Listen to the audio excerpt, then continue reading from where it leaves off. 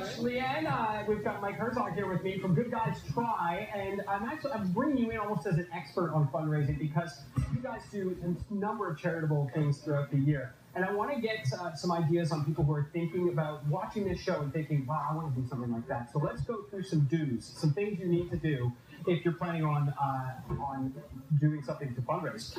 Engage in things that causes that you're passionate about. Yeah, after an introduction like that, I better get it right too.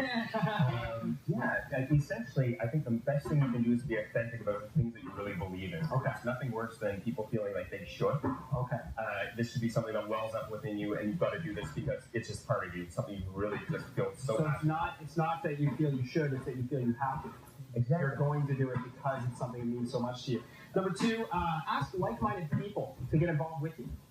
You would be amazed at how many people want to get involved in campaigns. They simply don't know how to do it. Right. It would be an organization that's so busy or the resources aren't there to do it. If you can provide them some ideas and ask them to do it, chances are they want to do it. Okay. This is something I think might be shocking to people. 90% of logistics should be done before you start.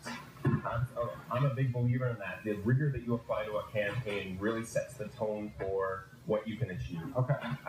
If you go out there and you have all your ducks aligned and you tell people this is how easy it would be to engage, it's a no-brainer. Okay. Imagine if somebody came to you with a simple process of how to follow this campaign. So if I'm watching this and thinking, boy, I wish my organization had been involved with the food bank, I want to do something midsummer or something like that. When do you want to start planning that? No, it's going to depend on how grandiose you want to make it or how passionate you are. Or what I do right now today is I start talking to people saying, wow, this is the idea I have.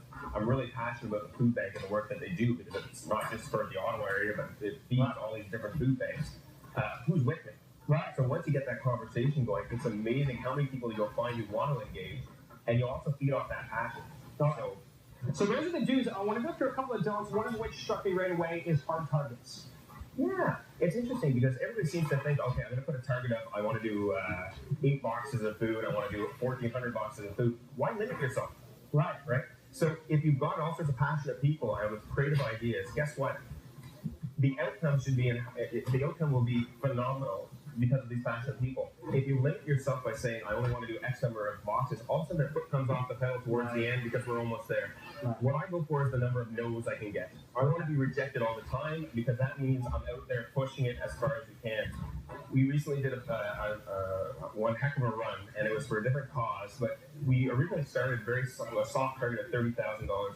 And by the end of it, we were at $102,000. So had we pulled our foot off at $30,000, we would have limited our potential. So, okay, and then once you do find those people who do say yes, it's important to make sure you get back to them after the fact. Yeah, absolutely. Communication is key. Communication is key, even within your core team, within the people that have engaged from an organizational perspective.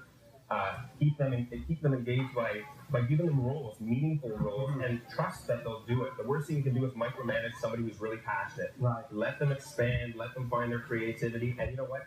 As much as it's important to lead that campaign, it's also important to follow your followers. And I like that once you're doing something, if it's a run, for instance, if I donated to that run, I love to be a part of it by getting the thank you, the pictures, and all of that. Mike, thank you very much for coming in. Thank you so much. Really appreciate that. Cheers. Some tips on how to do a successful fundraiser for Mike Herzog of Good Guys Try. And they do indeed. We'll be back in a moment on CTV Morning Live. Well,